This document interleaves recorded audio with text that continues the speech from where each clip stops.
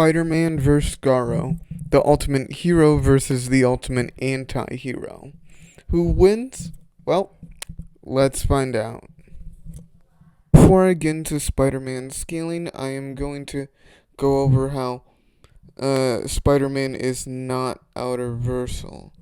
Just because low-level characters can are shown beating up high-tier ones does not mean that they are that strong. There is context behind these situations, a good example being this scene right here, and how all the Justice League were being mind controlled by Poison Ivy. There are multiple characters that have resistances to mind control and special ways around that. So, to be quite frank, Spider-Man, just because there is a few panels of him fighting the Hulk, does not scale to him, nor is anywhere close to him. A good example is when Spider-Man is facing off against the Juggernaut, a character that the Hulk has faced regularly, and the Juggernaut utterly thrashes Spider-Man, with the wall crawler needing to outsmart him by sending him through cement in order to suffocate him and stop him from moving. So, now that that is sort of explained and put out of the way, I'll get into Spider-Man's scaling. Starting off in strength, Spider-Man is capable of fighting the Rhino, and the Rhino is able to keep up with Spider-Man on the daily, with the two basically being equals in terms of raw power. And this is important because Rhino can directly clash with Sandman, just like Peter.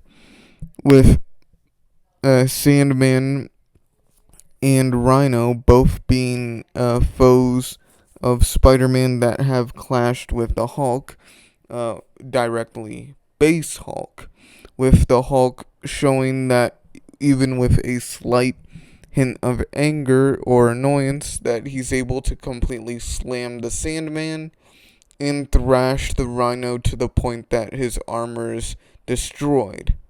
But you might be wondering, why is this being brought up? What is the point?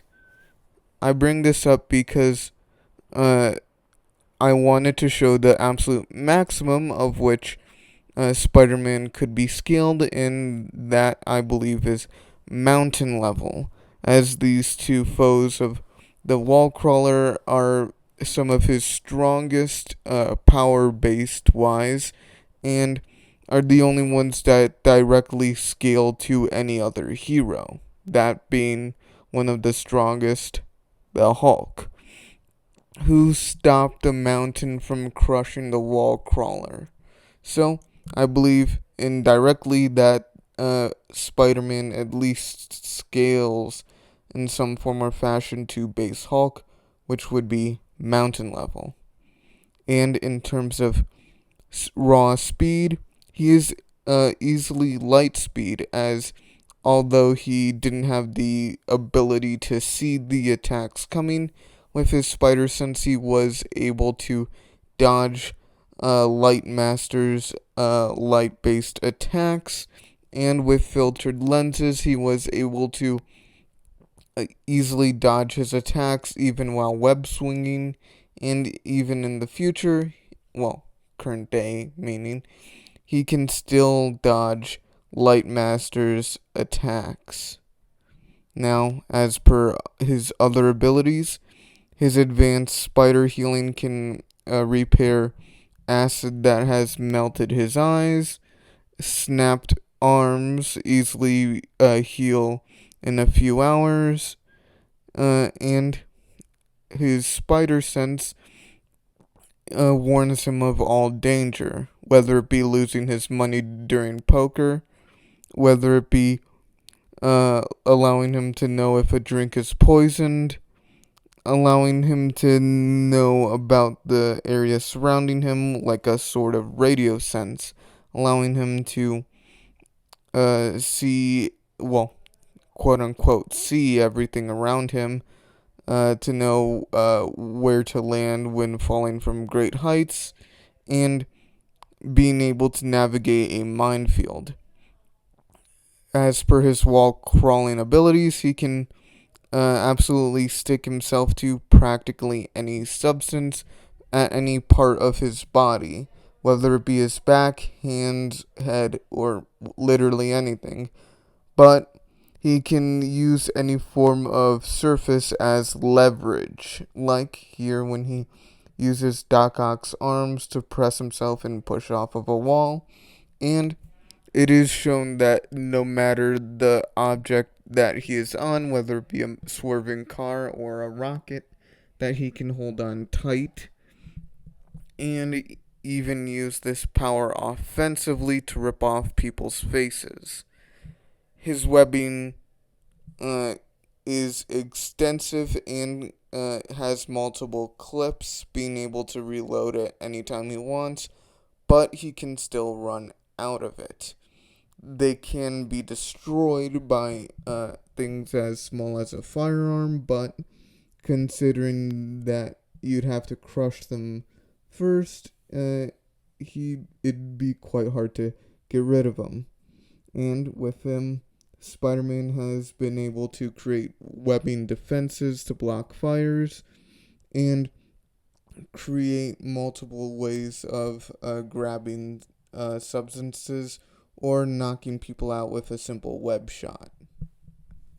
Now, going over to Garou. Off in the stats category for Garou, Garou is able to fight light speed opponents like Genos quite casually, as one of Genos' earlier forms was able to be relativistic to lasers being shot at him, being tagged multiple times. And a upgraded version of Genos was able to be blitzed by Garou, who ripped off his arm after attaining a new martial arts style.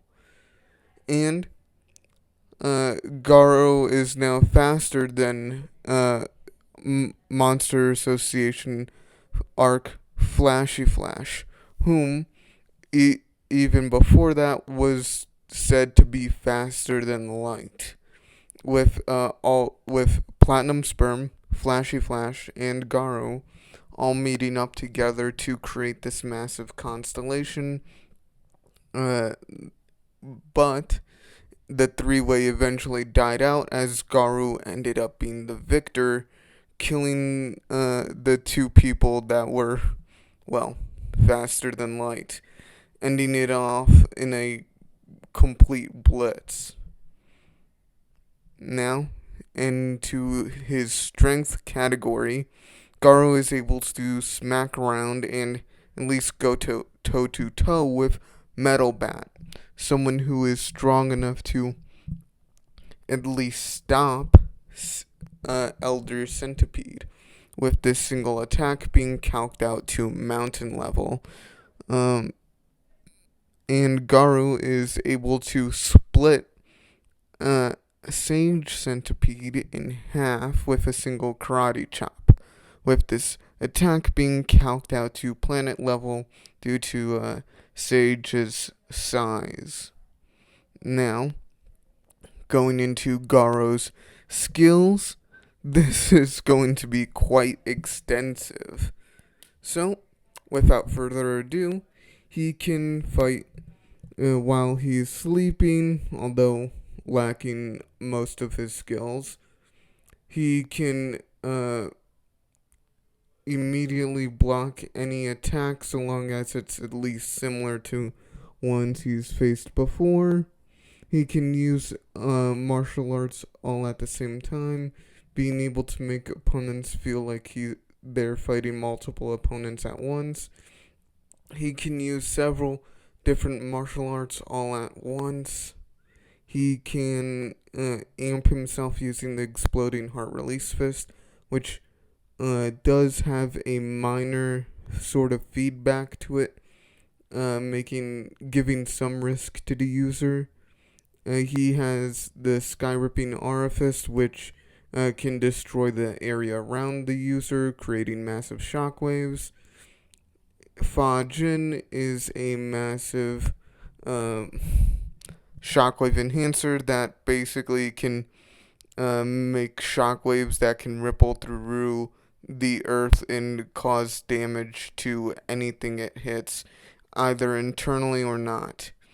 And with the Water Stream Rock Smashing Fist, he has become so adept with it that he can uh, absorb damage from attacks and completely negate them with just a thumb. And even attacks so esoteric like water. And finally, with the final martial art he learned being the Whirlwind Iron Cutting Fist. With it, he can weaponize the very air around him to shred his opponents into biscuits. Now, as per his overall evolution, in fights, it seems to be a natural growth between his strength, speed, durability, basically pretty much anything.